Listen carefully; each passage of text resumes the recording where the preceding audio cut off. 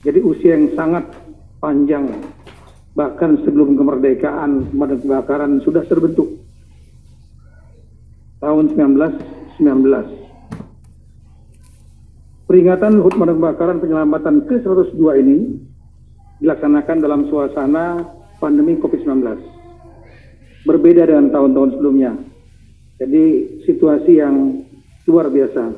Oleh karena itu, kalau di masa-masa lalu sebelum pandemi COVID, kita melaksanakannya upacara terbuka, di lapangan terbuka, diikuti dengan kegiatan-kegiatan demonstrasi, ketangkasan dan lain-lain. Tapi kita memahami situasi ini, kita harus menyesuaikan dengan protokol kesehatan tanpa ada kerumunan keramaian yang dapat berpotensi penularan. Maka kita laksanakan secara sederhana di ruangan ini, dan kita laksanakan juga secara hybrid. Di ruangan ini tidak lebih dari 30 orang, dan kemudian secara virtual di seluruh Indonesia. Saya ucapkan terima kasih kepada rekan-rekan yang ada hadir secara virtual di seluruh Indonesia. Tema peringatan HUT Pemadam Kebakaran tahun ini adalah pemadam kebakaran dan penyelamatan yang profesional, mandiri dan melayani dalam mendukung adaptasi kebiasaan baru. Dari tema ini kita harapkan tantangan tentang terhadap kebakaran, bahaya kebakaran, dan hal-hal lain, penyelamatan, itu tetap berjalan. Ada pandemi, tidak ada pandemi, kebakaran tetap terjadi. Masalah-masalah yang memerlukan penyelamatan dalam masyarakat tetap terjadi. Dan kita harus tetap bekerja untuk melaksanakan tugas pokok itu. Untuk itu kita harus beradaptasi. Tentunya dengan menggunakan perlengkapan-perlengkapan tertentu. Bagaimana kalau korbannya ada yang terkena positif COVID, menyelamatkan masyarakat yang sedang menghadapi kebakaran atau bahaya-bahaya lain dalam situasi COVID. Nah, ini memerlukan adaptasi. Adaptasi bagi rekan-rekan di kalangan petugas pemadam kebakaran sendiri untuk melakukan proteksi supaya tidak tertular, penggunaan masker, dan lain-lain. Proteksi dalam rangka untuk bertugas, sehingga tugas tetap bisa dilaksanakan secara maksimal tanpa terhambat dengan adanya protokol kesehatan yang memang harus kita gunakan.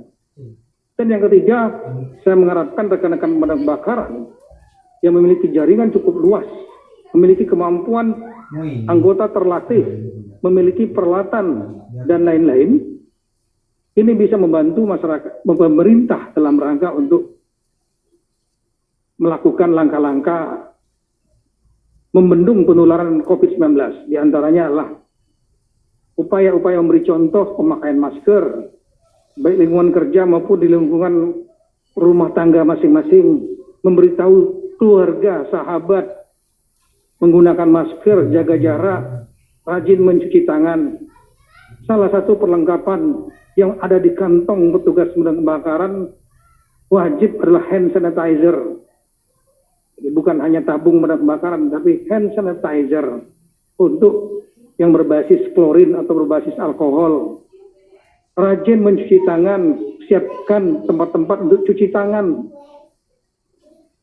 dengan sabun di lingkungan kantor kerja dan lain-lain. Ini hal-hal yang bisa dilakukan oleh pemadam kebakaran di samping tugas pokoknya, tapi juga dalam rangka beradaptasi dengan tantangan baru di tengah situasi pandemi COVID-19 ini. Kemudian pada praktiknya di berbagai daerah, beban tugas dan risiko pekerjaan yang ditanggung pemadam kebakaran, saya melihat belum mendapat apresiasi memadai. Ketimpangan antar daerah dalam penyelenggaraan urusan kebakaran masih terasa. Jadi ada daerah yang memang pimpinan kepala daerahnya memberikan perhatian khusus, sehingga tugas-tugas pemadam kebakaran menjadi maksimal. Kenapa? Karena mereka menyadari kebakaran adalah tantangan, salah satu tantangan pemerintah, kepala daerah, yang menjadi persoalan masyarakat. Yang kedua, pemadam kebakaran bukan hanya bertugas untuk pemadam kebakaran, tapi mengandung misi penyelamatan. Meskipun ada badan-badan lain yang mengerjakan itu, tapi pemadam kebakaran adalah yang paling lama, tahun 1919, terlatih, well established untuk tugas-tugas penyelamatan. Di luar negeri, pemadam kebakaran bahkan diminta untuk membantu masyarakat yang kucingnya naik di atas pohon, minta bantuan pemadam kebakaran. Nah, oleh karena itu, saya mohon untuk rekan-rekan kepala daerah, tolong berikan perhatian kepada jajaran pemadam kebakaran, baik organisasinya, kalau bisa dinas tersendiri. Kemudian saya juga akan mengeluarkan peraturan untuk itu. Kemudian yang kedua adalah anggarannya dianggarkan yang betul-betul memadai, dengarkan suara aspirasi dari jajaran pemadam kebakaran, apa yang dibutuhkan untuk tunjangan mungkin, karena prasarana, peralatan, agar mereka bisa bekerja maksimal. Salah satu pasukan terlatih kepala daerah itu, selain Satpol PP, itulah pemadam kebakaran. Militan. Tinggal pimpinannya, kepala daerah, mau dibuat seperti itu atau tidak. Satu titik, satu klik mungkin di bawah kemampuan kepolisian. Tapi kepolisian tugasnya lain penegakan hukum. Yang ini spesifik masalah kebakaran, penyelamatan lebih profesional di bidang itu. Militansi itu yang perlu dibentuk. Dan militansi ini terbentuk selain karena sumber daya manusianya dilatih, dibentuk khusus untuk itu, memiliki doktrin dan kode etik, tapi juga didukung, ada komitmen dari para pimpinan kepala daerah untuk mendukung agar mereka bisa menjadi kuat. Siapa yang lagi yang bisa membesarkan kalau bukan badan kebakaran dan kepala daerah yang membesarkan? Manfaatkan betul, karena inilah potensi dan aset yang sangat luar biasa bagi kepala daerah. Sekali lagi, selain Satpol PP, pasukan pemukul kepala daerah itu adalah sebetulnya adalah pemadam kebakaran. Kemudian pada kesempatan yang baik ini, saya mengharapkan rekan-rekan di jajaran pemadam kebakaran tidak hanya bersikap responsif. Ada kebakaran baru bergerak. Memang betul. Jajaran pemadam kebakaran harus siap siaga setiap saat. Ketika terjadi kebakaran harus cepat, quick respon, hitungan menit sudah bisa di lokasi. Ini yang perlu dilatihkan terus-menerus. Kecepatan untuk mendatangi kebakaran sangat berpengaruh dalam rangka untuk menuntaskan kebakaran yang terjadi. Tapi saya ingin lebih dari itu. Rekan-rekan jajaran pemadam kebakaran saya minta juga proaktif untuk mencegah terjadinya kebakaran. Ini memerlukan juga sama dukungan dari para kepala daerah. Setiap bangunan atau adanya pengembangan daerah, gedung misalnya, kawasan-kawasan, itu memerlukan langkah-langkah pencegahan kebakaran. Petugas dinas pemadam kebakaran atau jajaran pemadam kebakaran dapat ditugaskan untuk melakukan feasibility study, studi kelayakan, apakah konsep yang dibuat oleh pengembang, gedung, mal, ruang publik lainnya memenuhi kriteria untuk mencegah dan memitigasi bila terjadi kebakaran. Nah, sebelum ada feasibility study tersebut, maka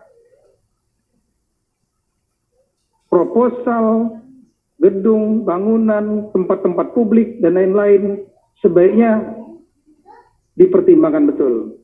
Jangan sampai nanti sudah terjadi kebakaran, kemudian kelabakan karena airnya tidak ada,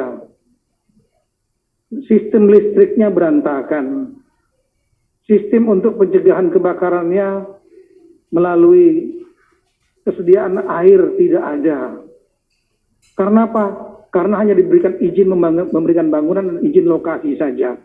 Tapi tanpa ada visibility tadi tentang pemadam kebakaran. Tapi petugas pemadam kebakaran yang melakukan visibility tadi, lakukan betul itu dengan tanggung jawab yang benar. Jangan persoalan yang mudah dibuat menjadi sulit. Yang kadang-kadang menjadi mentalitas di kalangan birokrat. Ini tidak boleh. Betul-betul hatinya, niatnya, nawaitunya untuk mencegah. Jangan sampai terjadi kebakaran, dan kalau terjadi kebakaran, semua fasilitas penunjangnya sudah ada, sehingga cepat lakukan. Jadi proaktif. Yang kedua pesan saya kepada jajaran pemadam kebakaran, jangan hanya fokus pada masalah kebakaran, tapi juga kembangkan kemampuan penyelamatan. Karena pemadam kebakaran namanya sudah nomenklaturnya pemadam kebakaran dan keselamatan. Dan itu di luar negeri, di negara-negara maju, saya sudah sampaikan tadi, jajaran pemadam kebakaran tidak hanya bertugas untuk urusan api saja, tapi juga memberikan bantuan untuk penyelamatan. Ada bencana alam, daerah kita, negara kita negara yang rentan bencana alam, baik tanah longsor, banjir, letusan gunung berapi, gempa bumi, dan lain-lain. Di setiap daerah, jajaran pemadam kebakaran perlu mengembangkan kemampuan spesifik sesuai dengan masalah yang ada di tempat itu. Bukan berarti akan bersaing dengan badan-badan lain atau bagian-bagian lain yang mengurusi bencana. Tidak. Tapi memperkuat. Bersinergi dan memperkuat. Karena apa? Karena jajaran pemadam kebakaran, satu, memiliki tugas memang diantaranya penyelamatan. Kedua, di seluruh dunia juga dilatih untuk penyelamatan. Konsep itu sudah diterima. Yang ketiga, memang memiliki kemampuan untuk itu. Nah, oleh karena itu, perbanyak dan perkuat kemampuan untuk penyelamatan sesuai dengan tantangan tugas di wilayah masing-masing. Misalnya di Jakarta, banjir, pemadam kebakaran harus aktif, menyiapkan perahu karet dan lain-lain untuk penyelamatan banjir. Ada yang tanah longsor, perlu alat-alat khusus untuk tanah longsor. Ada yang mungkin gempa bumi, bagaimana membantu masyarakat yang rumahnya kena gempa bumi. Ada tenda yang bisa didirikan dengan cepat. Nah, ini mohon bantuan kepada kepala daerah, manfaatkan betul. Ada BPBD betul. Tapi yang pemadam kebakaran juga mereka terlatih. Tinggal mau dikuatkan atau tidak untuk penyelamatan. Jadi jangan hanya terkunci kepada kegiatan penanganan kebakaran. Saya kira itu Bapak Ibu sekalian yang ingin saya sampaikan pada kesempatan ini. Sekali lagi mohon dukungan rekan-rekan kepala daerah. Kita perkuat betul, manfaatkan betul jajaran pemadam kebakaran, dan jajaran pemadam kebakaran juga saya minta untuk lakukan introspeksi, kemudian rajin berkreasi, berinovasi, sehingga akan lebih diterima publik, menjadi bagian yang disayangi oleh publik. Karena misi rekan-rekan melaksanakan tugas yang sangat mulia, yaitu membantu masyarakat yang tertimpa musibah, kebakaran, mencegah terjadinya kebakaran, dan membantu penyelamatan ketika masyarakat sedang menghadapi permasalahan-permasalahan. Terutama permasalahan yang berhubungan dengan kebencanaan. Sekali lagi selamat ulang tahun yang ke-102, 1 abad lebih. Kita doakan jajaran pemadam kebakaran makin bisa eksis dan tetap eksis, tetap survive sampai kapanpun. Dan semoga Allah Subhanahu wa Ta'ala senantiasa memberikan bimbingan dan petunjuknya dalam rangka mengabdikan diri kepada masyarakat, bangsa, dan negara. Sekian, terima kasih. Wassalamualaikum warahmatullahi wabarakatuh.